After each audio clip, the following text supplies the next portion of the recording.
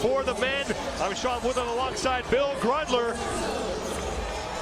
And the top 3 men from each heat moving on. That was the first heat. We tested some distance, we tested some strength, we're testing some speed right now. Speed and agility with these guys. That's what it's going to come down to. What we're really looking forward to here are those guys that have that football background. See how hard they can cut around these pilings and really sprint through the finish line. Asia Bartow, Jordan Troyan, and Z.A. Anderson, the top 3 men. So Asia Bartow, the big man, moving on. The top 3 moving on. This is a bracket-style event. And here's the replay.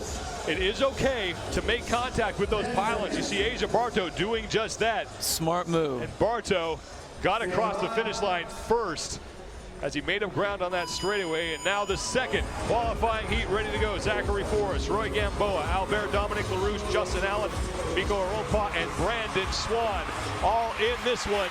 And it looks like lane 1, Brandon Swan, lane 3, Justin Allen. We'll have to see who came in 3rd place. Again, it's going to be the guys that are able to cut the tightest to these pilings.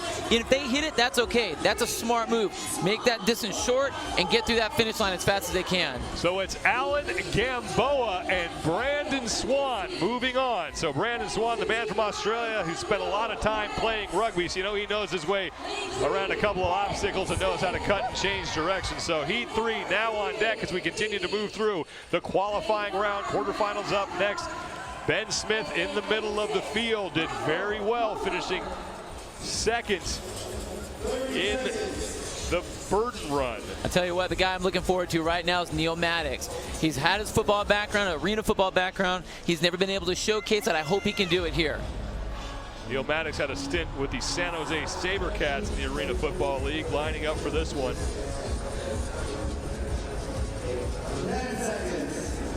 You can see he's using a different start than all the other guys. He knows sprints on the football field. Maddox lining up like you would see a defensive end, that hand in the air to help him get some momentum. And Maddox now making contact with those pylons, going through them. It looks like Neil Maddox and Ben Smith are in a race first. Smith was there, as was David Levy in lane 4, but Maddox looks like he was in the top 3. So it's Levy, Bogard, Bogard out of Asia, and Ben Smith, your top 3. So Maddox does not move on, so he is out in the qualifying round. You know, if you're not in the top 3, you just happen to be in a fast heat.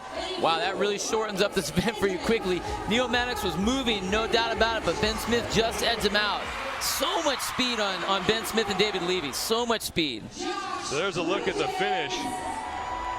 Leave, that's close. Wow.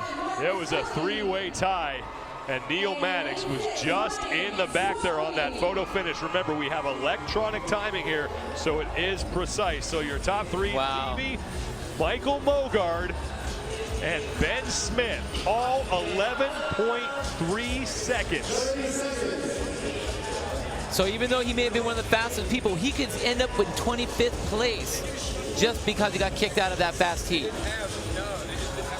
You're not scored against the rest of the field, you're scored against your heat. It's a bracket style event. We're in the qualifiers. The top 3 men from each heat move on to the next round. 4th qualifying heat, Marcus Hendren, a man with a football background. Chad McKay, another big guy who can chew up some ground in this heat as well. 4th heat underway. Wow. Dan Bailey in lane number 1, the former collegiate sprinter. He's going to finish first. Marcus Hendren 2nd. And in lane number 5, it looked like Marcus Philly edging out McKay and Bridges for the 3rd spot. Wow. So it's Bailey, Hendren, and Philly. So Josh Bridges is out. Look at Dan Bailey move around these pylons. You know, we always wondered about that. He's an all-out sprinter, a 400-meter sprinter, but the movement he had there was incredible. Cut so tight and was start and stop so quickly. Unbelievable job by him, so fast. Dan Bailey had time to look back, and he was in first place. So Bailey moving on, as does Marcus Hendren and Marcus Philly. So Bailey would have beaten the previous heat by 0.2 of a second, just showing you how close all of these athletes are. Heat number 5. As we continue to move through the qualifying rounds, Kyle Kasperbauer, former football player, and Lucas Parker in lane 6 needs to start putting together some strong finishes here if he wants to work his way into contention.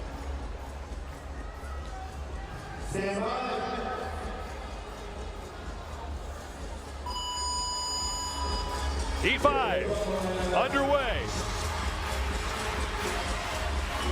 Wow. Down to the Again, look at that straightaway. speed. And it looks like in lane 5, it's going to be Kyle Kasperbauer winning this heat. Again, there's that football close. background. It was close for the other 2 spots, but those football players, if you've seen these pylons before, and usually you see them in NFL training camps, college football practices, defensive linemen, a lot of players use them to learn how to turn a corner. And here's Kyle Kasperbauer getting his shoulder and then dropping a hand. Well, he looks really good here. He just dropped down nice and low, kept his center of gravity close to the ground so he didn't lose balance, and just ultimate speed through the finish line there. So Kasperbauer, Parker is there, and in lane number 2, Travis Mayer also moving on. I know Lucas likes the sprints also. It's nice to see him in there as well. So Lucas Parker needed that. He's had some disappointing finishes through 4 events. He needs to start scoring some points to move up the leaderboard. 6th and final heat, or 6th of 8 qualifying heats. Rich Froning, the 2-time defending champion, in the middle of the field. Keep an eye on lane 5, Tyson Takasaki, former college receiver at the University of Manitoba. Yeah, I'm going to put my money on Scott Panchik on this one.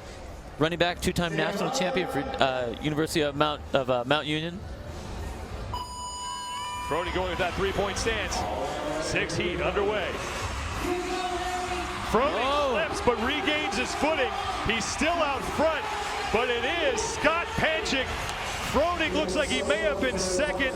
And then Tyson Takasaki in lane 5 was also up there. Eric McGee was in contention as well. So it's Panchik, Froning, and McGee just edging out Tyson Takasaki. Scott Panchik, I knew he would do great there. He looked unbelievable.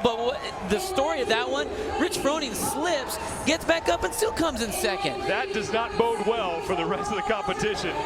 The guy's going up against Rich Froning. You know, he's just an everyday athlete. He does everything well, but look at that. Look at the speed. So here's the slip from Froning on the 3rd turn. His feet go out from under him, but he was still able to get up very quickly and stay right behind Scott Panchik and move himself into the quarterfinals. Top 3, Panchik, Froning, and Eric McGee both tying. He knows how lucky. 9 seconds. He knows how lucky he was on that one. Look at that face.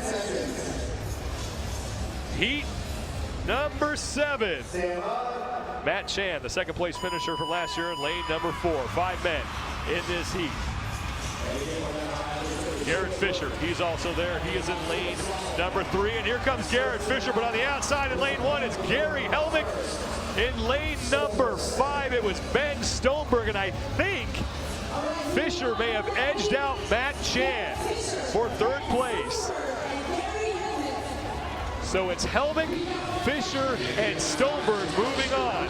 Another slip here as more and more athletes have been through this course. This ground now is getting a little bit chewed up. You know, right there, Gary Helmick. Here's a baseball player. I wouldn't normally think of the cutting speed like that for a baseball player, but he was moving. Nice low attack on the pilings. Was moving so quickly on that sprint. So Gary Helmick spent some time with the Baltimore Orioles minor league affiliate, and now he is here competing at the Reebok Crosser Games. Jason Khalifa, your overall leader, heat number 8. Daniel Petro, and then another former champion, Graham Holmberg, and Wes Pyatt at a CrossFit Inferno in lane number 2. There's the man who at one point had the fastest time at the pool event. Bill's an athlete you know a lot about. That's right. We did a lot of training with Wes, and you know, with his background in football and baseball, he is fast. I can tell you, I run against him all the time. He's quick. I'm looking for some big things here, Wes. Let's go. Final qualifying heat underway. Jason Khalifa just running over these pylons. Not the most graceful, but here comes Wes Pyatt. He's battling for the lead. Pyatt is in. In lane number 4, it was Daniel Petro, and then I think in lane 1, it looked like Austin Malialo. So it's Pyatt, Graham Holberg finishing second, and Austin Malialo in third. So Jason Khalipa and Daniel Petro will not move on. So Wes Pyatt finishing in first. And you called it, this guy can run. He was waiting for this event. He wanted something with some speed, but look at that again, a slip and still was able to recover. Just very, very athletic overall and a lot of speed. So Khalipa, meanwhile, we knew this was not his event. He's not a fast guy, but he did a good job of just sort of pulling these things over. There's the bull in the china shop that we're used to right there. Again, you know what? Not a bad showing, but the way they set this up with losing, you know, if you're in the bottom 3 or the bottom 2, you get kicked out. It's just really hard to beat some of these quick guys. Pyatt, then Holberg, and then Austin Malialo rounding out the top 3. So Jason Khalipa will now suffer his worst finish of the game so far. A lot of guys chasing him are still alive, especially Rich Froning. So Froning can now make up some ground here. He came into this event trailing Jason Khalipa. You know all those guys. 91 points. You know all those guys at Tennessee Tech right now. If he doesn't do well in his sprints, you know he's going to get raspy. You don't want to go back to that. They're going to make him run cones, and they're going to make him run around pylons for the rest of the summer here. And then right there, right behind him, the natural athlete, Ben Smith. I tell you what, you can't count him out of anything. He's been good in the swim. He's been good in pulling. He's been good in sprinting. He's just an all-around athletic kid. Let's go down to Rory McKernan on the field. Thanks, Sean. Hey, not too surprising that this wasn't Khalipa's event. Might have seen that coming. But Rich Froning, I just talked to him after that first heat. I looked at him and I said, man, what happened on that slip? He sort of shook it off and gave it a smile, but you could tell that he was nervous. He knows he really needs this event to make some ground. He's only 31 points back from Garrett Fisher. He can make it up here. The thing that's surprising me, Sean, we talked about it after the women, is that no one's actually making contact with these pads. The only person was actually Lucas Parker, who was pulling him into himself.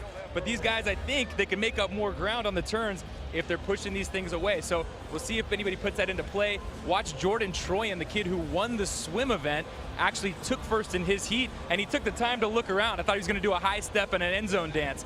He looked pretty confident. I said, what's up with that? And he said, hey, you know, I knew that I had it in the bag, and I was just conserving a little bit of energy. So that kind of confidence from a rookie who's already taken first in an event is going to end up pretty nicely. I'm loving the zigzag sprint.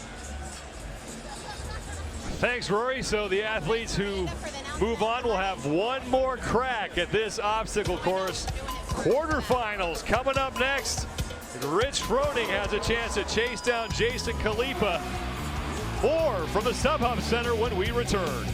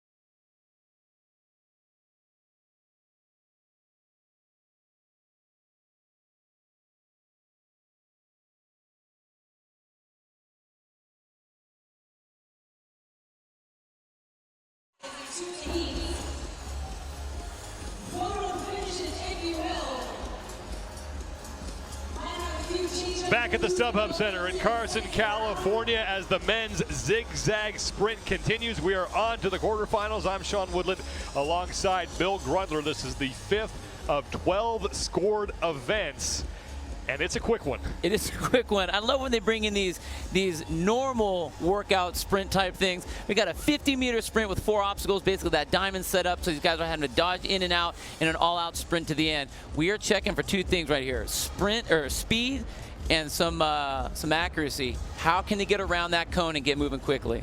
50 yards with 4 obstacles, and it's a 4-round bracket-style tournament. The top 3 men in every heat advance. We just got done with the qualifiers. We are now on to the quarterfinals. 4 heats of quarterfinals, and then 2 heats of semifinals, and finally 1 final heat to determine the winner. And unlike the sled pull that we saw earlier in the burden run, athletes are wearing cleats for this event. If they didn't have the cleats on, I think it'd be a much more interesting event. They'd be slip sliding all over the place. But you know what? They need this for that heavy-duty cut.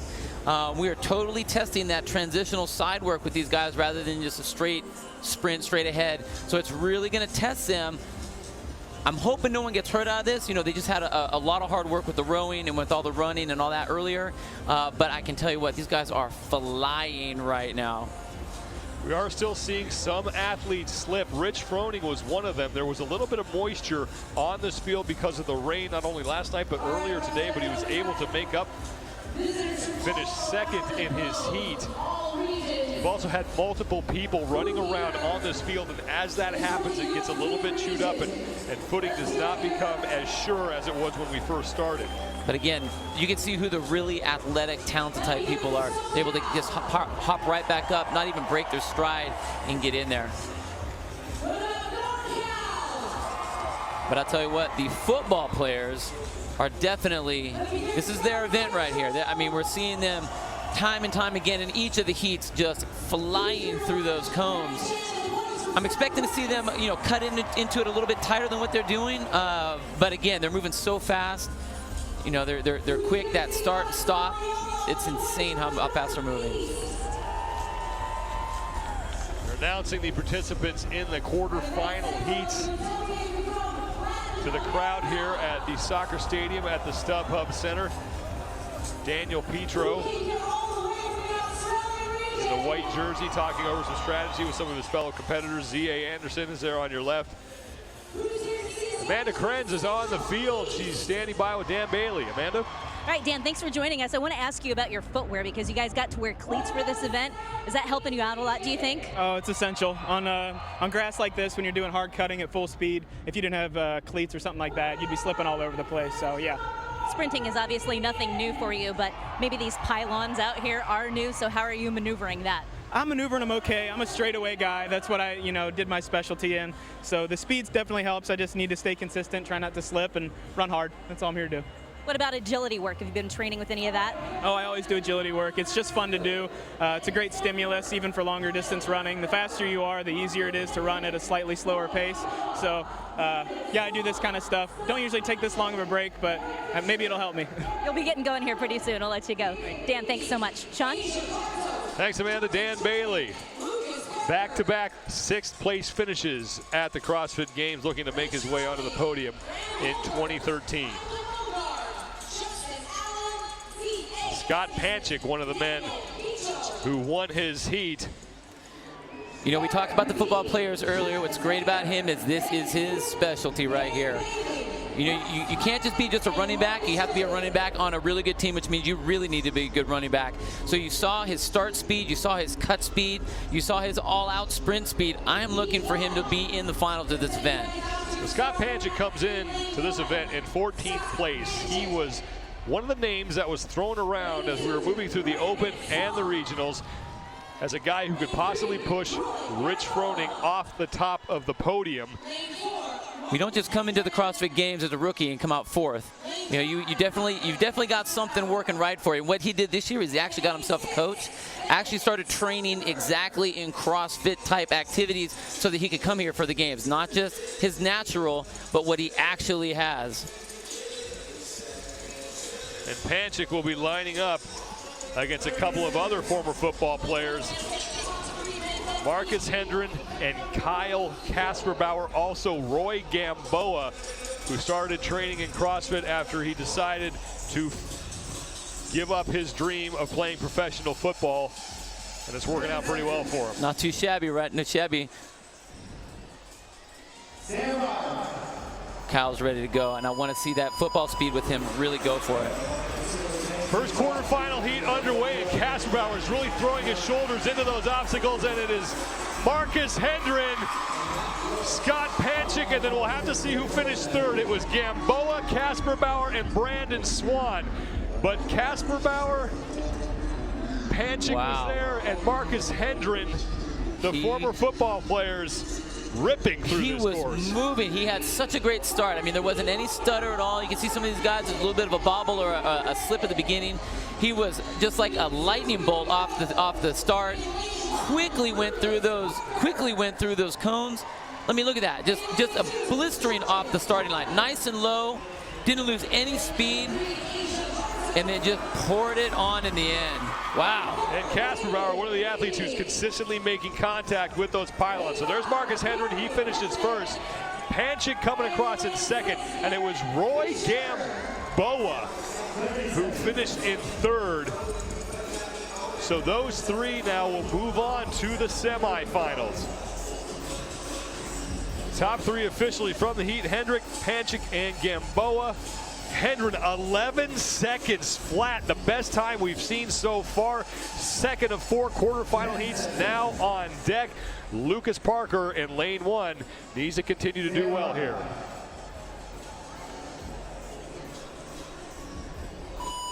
Second heat underway. Garrett Fisher, closest to you. And now it looks like Asia Bartow battling along with Gary Helmick, but it was Bartow, it looks like, who finished first. Helmick was there as well. So it's Bartow, Helmick, and David Levy who edges out Jordan Troyan for the third spot. Helmick and Levy tying for second place. So that man, Lucas Parker, will not move on, but Asia Bartow will. He's doing great. I was not expecting that. He's such a big guy. You'd think it'd take him a little bit longer to get going. But he just, nice, easy cuts. Look, he looks like he's just cruising through there, but it's the opening speed there in the end that allows him to get through there to the end. We could not do this event if we didn't have these guys all on chip timers. They're all down to tenths of a second right now. There's Jordan Troyan, who just got edged out. You saw how he was just emptying the tank there to try to get himself across the finish line and into the semifinals, but it wasn't enough. So it's Bartow, Helmick, and Levy. So Lucas Parker once again fails to move on.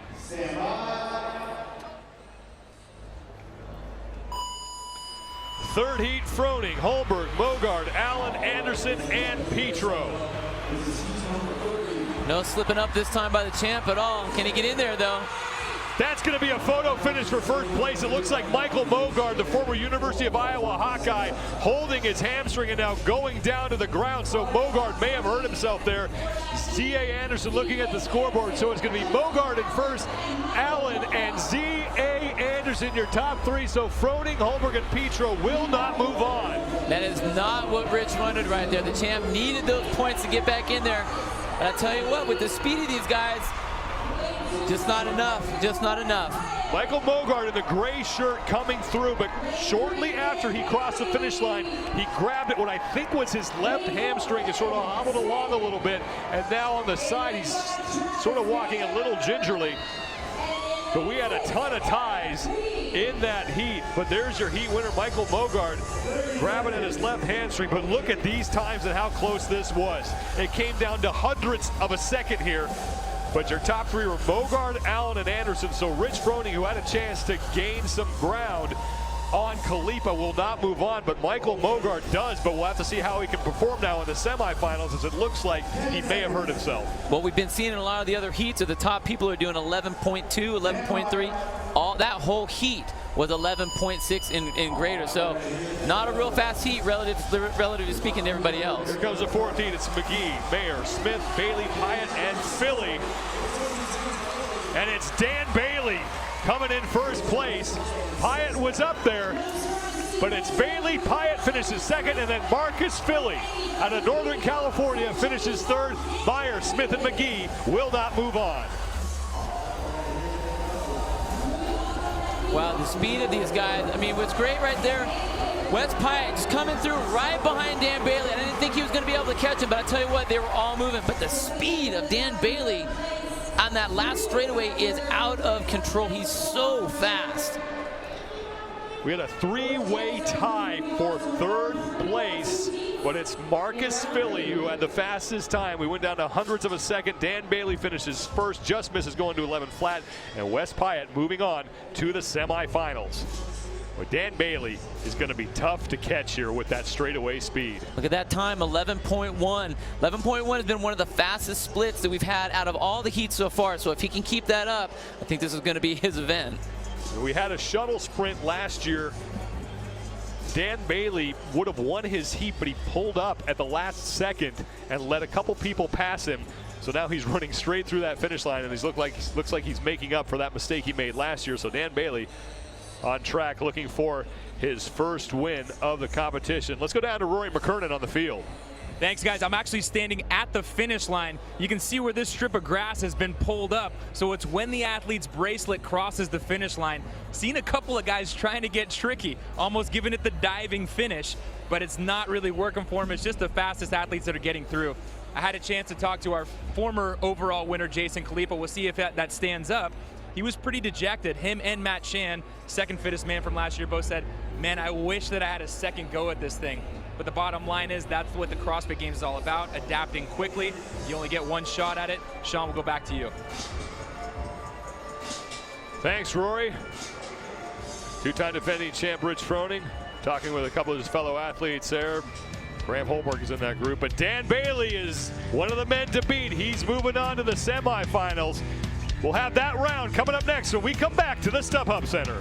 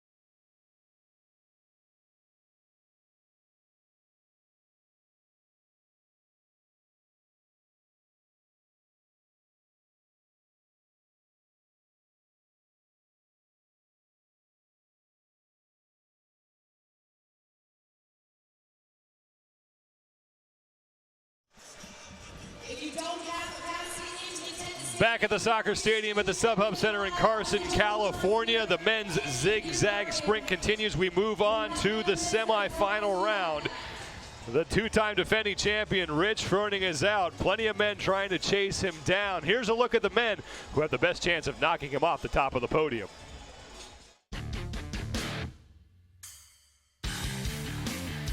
The deepest field in CrossFit Games history stands between Rich Froning and a third straight victory. Two former champions will try to knock Froning off the top of the podium. 2008 champion Jason Khalipa is coming off a dominant performance at the Northern California Regional. 2010 champion Graham Holmberg is the last man to defeat Froning at the games. Scott Panchik exploded onto the CrossFit landscape last year and finished 4th at the games as a rookie. He is primed for a run at the podium this year. A pair of games runners-up are also looking to supplant Froning. Matt Chan finished 2nd in 2012 and is coming off a win at the Southwest Regional. Josh Bridges finished 2nd at the games in 2011 and is back after a knee injury kept him out of competition last year. His recent performances have led many to believe that he is the man with the best chance of derailing Froning's run at another title.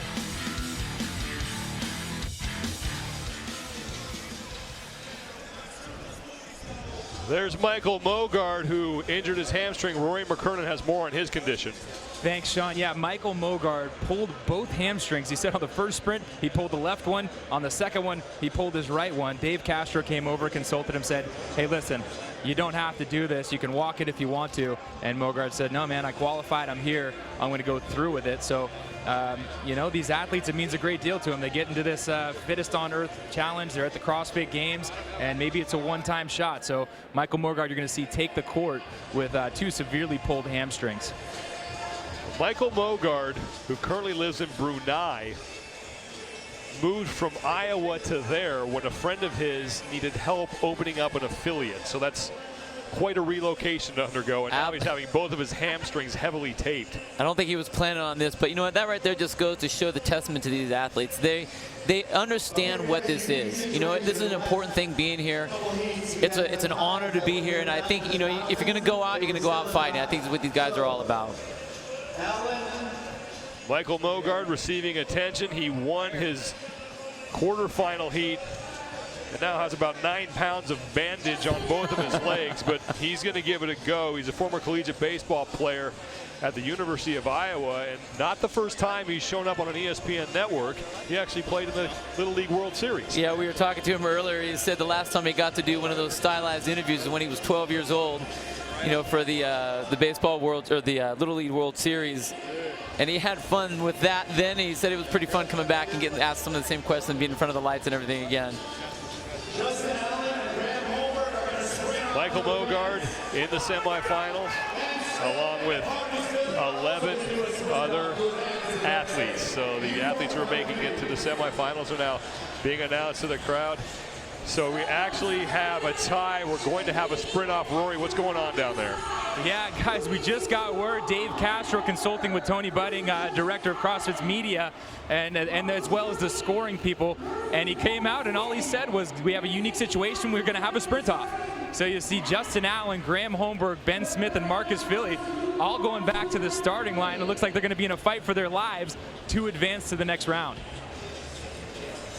So this is being judged by cameras only. So in CrossFit tradition, constantly varied, and that's exactly what we have here, something outside of the box. We have a sprint off to determine one other position in the semifinals. All right, I have to put my money on Marcus Philly on this one. He's a soccer player, played a lot of college his whole life, played through college. Young kid, so he's not far from that. I'm anxious to see, you know, he wants to get back in there right now.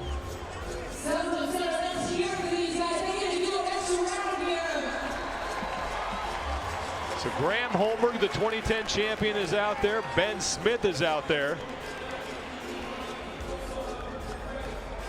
And so it looks like it's Holmberg and Z.A. Anderson in the first tiebreak. So 2 positions available. That's Justin Allen, pardon me. And it's going to be Justin Allen edging out Graham Holmberg. So just bear with us. We're just trying to figure this thing out. They're throwing all kinds of events at us. So it's Justin Allen and Graham Holmberg. And it was Justin Allen who is going to move on. So here's a replay. Justin Allen is a guy with a football background as well. That's right. You know what? You can tell. You can see the way they start.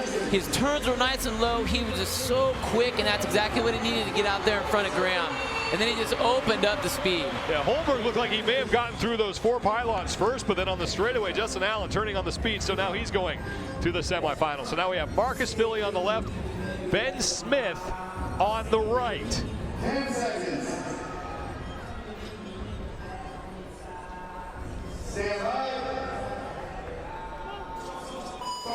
Oh. Ben Smith. You know what's incredible? With the false start. That's the first false start we've had out of all the women and the men. So again, a unique situation. We haven't really even had that yet.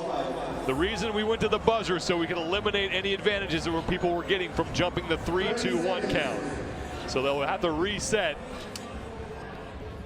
So Ben Smith on the right, Marcus Philly on the left. The winner of this, we're assuming, goes on to the semifinals. Yeah, so if Ben Smith jumps again, then he DQs himself on this one. Not what he wants to have happen after getting this, you know, this extra little sprint off here. And while this is going on, everyone else getting more of a chance to rest.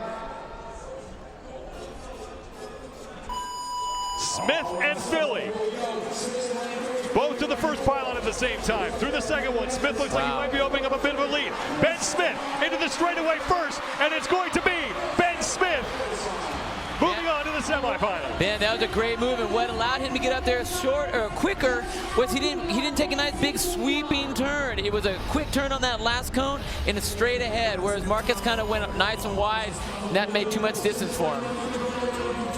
Nice and tight on the cones, and look at this, one last cut, and straight in. Ben Smith selling out. Ben Smith going to the semifinals, and now Ben Smith has actually now had to do more work than everybody else in the semifinals and will not have as much time to recover. The rest of the athletes who are in the semifinals have just been sitting watching this thing and getting more recovery time than they should have when this event was conceived. You know, that kind of is terrible for him, absolutely.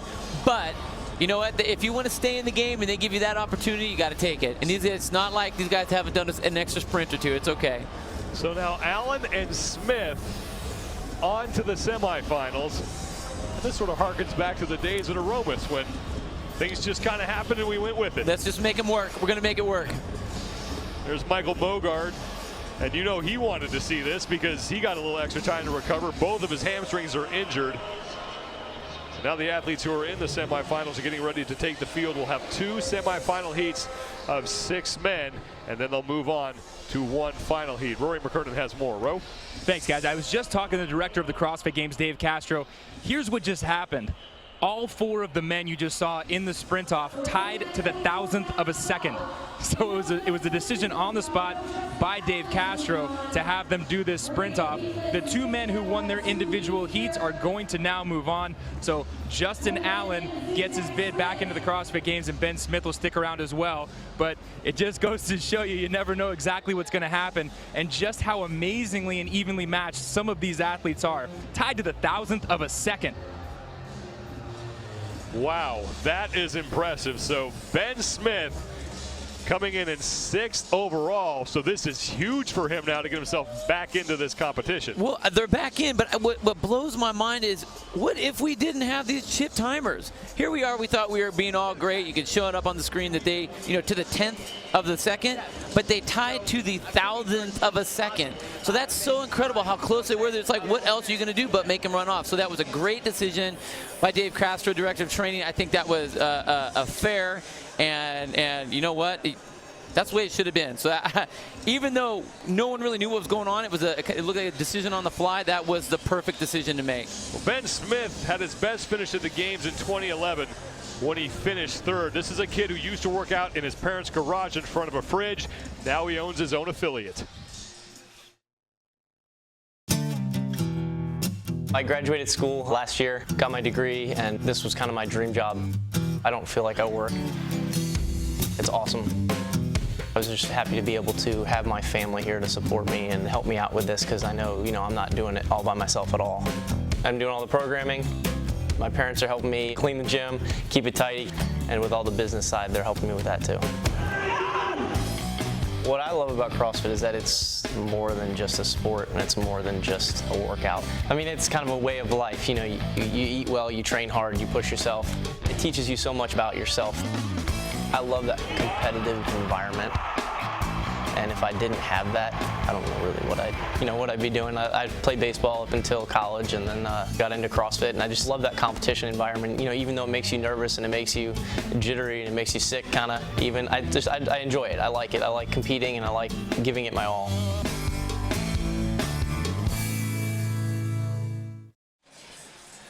So Ben Smith is still alive, as is that man, Michael Mogard. His hamstrings heavily taped. We'll have the semifinal heats when we return to the StubHub Center in Carson, California.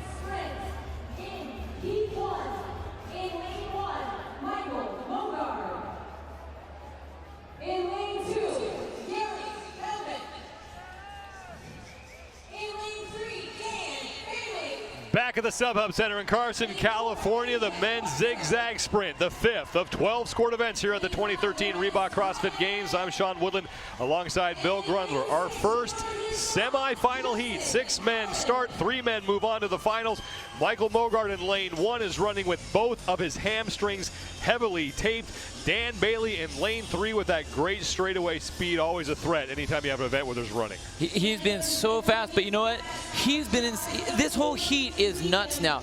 Now that we're down to the semifinals, we've knocked a lot of the slower guys out. This is all about blasting speed. We saw Wes Pyatt, we have Asia Bartow, and Justin Allen, who just made his way back into it. He's also in this heat. So this is a full heat right here. There's the big man himself. Asia Bartow, 6'5", so he can chew up a lot of real estate with every step.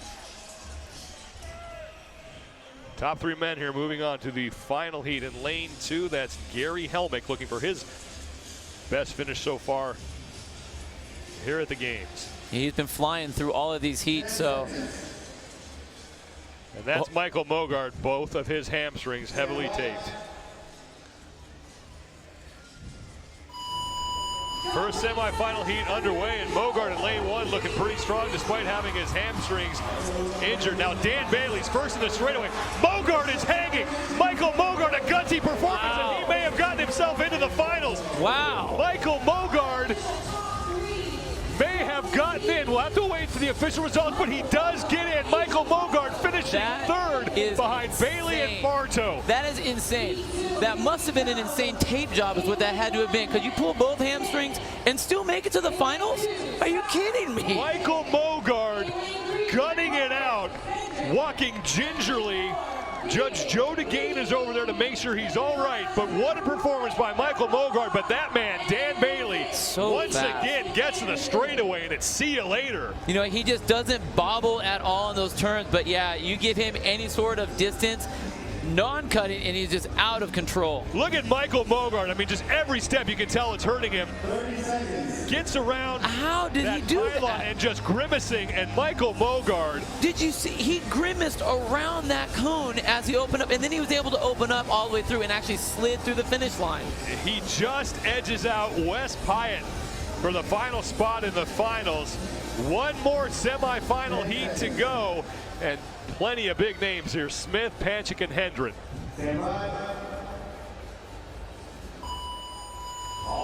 We're underway. 3 more men will punch their tickets to the finals here.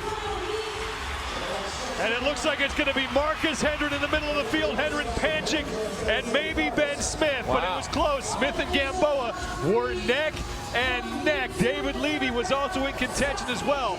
But Hendren, Smith, and Panchik all moving on. So Ben Smith got another chance, and he made the best of it. So Ben Smith ran this course one more time than everyone else, but he's going to the finals. So fast. I'll tell you what, Marcus Hendren looked unbelievable. So quick. I mean, he barely even touched any of those other pilots except for the last one. Marcus Hendren, look at how far ahead. Great stride there by Smith, and then Panchik came up short and almost didn't make that one. Did not make it. That final step, you can see trying to reach across the finish line, but he came up short. But Panchik finished in the top 3. That's all that matters. Look at Marcus Hendren, under 11 seconds, 10.9 for him, and Ben Smith at 11.1. Yeah, Marcus, that's the fastest time today out of all the heats. And I'll tell you what, Justin Allen and Ben Smith, the way those guys moved on the last 2, I wonder the fact that they got to actually do an extra sprint and not cool down, not tighten up, that actually may have done well for them, because that right there was fast for Ben Smith. That was a great run. Man, got him in the finals. Michael Mogard talking with Rory McKernan. Mogard just, I am extremely impressed that he was able to get himself into the finals. I mean, if you've ever injured a hamstring, you know just how terrible that is to deal with. I don't know how he was able to stretch out and stride out on that at all. You saw him bobble on that, but it looks like, I don't know if he's too happy right now. Well, Rory McKernan just got done talking with Michael Mogard. Rory, what's the latest down there? Yeah, actually, guys, I've got Michael here with me, and you know, he said on the very first one, Michael, you felt it go. Tell me what that was like. Yeah, I mean, anybody who's pulled a hamstring knows the feeling. It didn't full on tear, you know, where it like popped, but it seized up enough where I knew there's no coming back. It was gone. And I heard you talking to the medical team. You were saying, look, just wrap it as tight as you possibly can. Yeah, because they've got these little flimsy things, and if we get one of those floss bands on there, just you know, almost cut off the circulation, I'll be able to get through it for one more. Okay. I wasn't expecting to qualify in that last one. I was kind of hobbling through. Somehow got through. I don't know how. Just blocking out the pain? Yes. Yeah, I guess so. And so we're going for it now and just looking one race at a time. Is that what your strategy is? Oh, we just got one left, right? So now it's really easy to block out the pain because you know there's only one to go, so shouldn't be a problem. Great. Good luck to you, Michael. So Michael Mogard continuing to gut through the pain, and I mean there could be 2 more. We don't know if there's a tie down to 1,000th of a second. We'll run some people out there and we'll run the course again. But right now Michael Mogard banking on only have to run this course one more time, trying to do his best to just stretch out his injured hamstrings. You know, I think that's great that he's able to push himself through. What he has to remember is he's trying to be in here for the long haul, not just for the sprint competition. So he's placed so well. He's in the top 6. It may be to his advantage for the entire event to sit this one out so he can come in and attack tonight. You know that they're going to need hamstrings for the rest of these events throughout the weekend, so may not be the idea to do that. But you know what? Again, go out fighting. That's what athletes do, and that's what he's doing right now. So crank down that tape and 3, 2, 1, go, right? Michael Mogard, the way he was running reminds me of Kirk Gibson in that World Series against the Oakland A's, that famous home run where he can barely hobble around the bases, but Mogard's going to give it another try. And here is who he is going to face. Asia Bartow, Ben Smith, Marcus Hendren, Dan Bailey's got to be the favorite here with that speed, and Scott Panchik as well. But don't forget about Marcus Hendren. Marcus Hendren had a 10.9 second sprint, the fastest one out of all of the heats so far. So it is going to be insane to watch Marcus, Dan, and Scott side by side. The speed is going to be just incredible. Yeah, Bailey and Hendren in lanes 3 and 4. Bailey in lane 4, Hendren in lane 3, and then Scott Panchik outside of them in lane 5.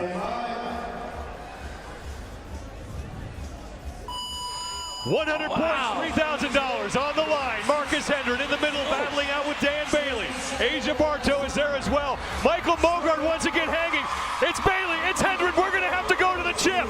That was a photo finish. Bailey and Hendren may have tied for first, and it's going to be Dan Bailey just edging out Marcus Marcus Hendren. Asia Bartow will finish third. Scott Panchikin fourth. Michael Mogard beating Ben Smith. And you see that he actually dove across the finish line. He didn't even run across the finish line. I don't know how that guy's hamstrings are even hanging on right now. That is impressive. The fifth fastest guy that we have here.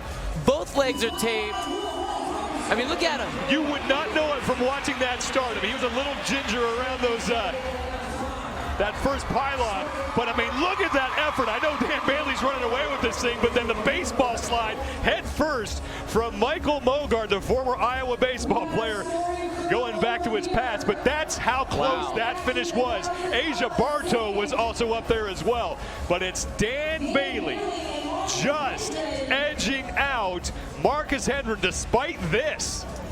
Yeah, how do you pull that off? That's speed right there. What impressed me most about Dan was his start. He was so fast and explosive, but again, I mean, he's been doing this right here the entire event. This straight blasting speed. Marcus Hendren finished second and had one of his best performances so far in this zigzag run. And look at the effort from Michael Mogard. I mean, oh, it just hurt watching this. Oh, that kills me to watch that too. That's so impressive, but man, you know it hurts. Every athlete knows what a pulled hamstring feels like, and he's got two of them. Not good. So here you go. We had to go into the hundreds and thousands of seconds. Dan Bailey and Marcus Hendren both tying for first place. So Asia Bartow will get third, Scott Panchikin fourth, Michael Mogard with that just gutsy performance finishes fifth, and then it's Ben Smith in sixth place. So 100 points each for both Bailey and Hendren. Once again, what I love about this particular event, though, was all-out sprint. We've been slamming these guys with cardio stuff, long rows, long runs, long events, and then it's just all-out speed. But look at this finish right here. Hendren is right next to Bailey, and they just cross at exactly the same time. From this angle right here, it looks like Marcus has that. You know, it may be the fact that the chip if it's on the right leg, that may have been the leg that cut it. Because Marcus's left leg came across first, but if it was on his other leg, that's what it's going to read.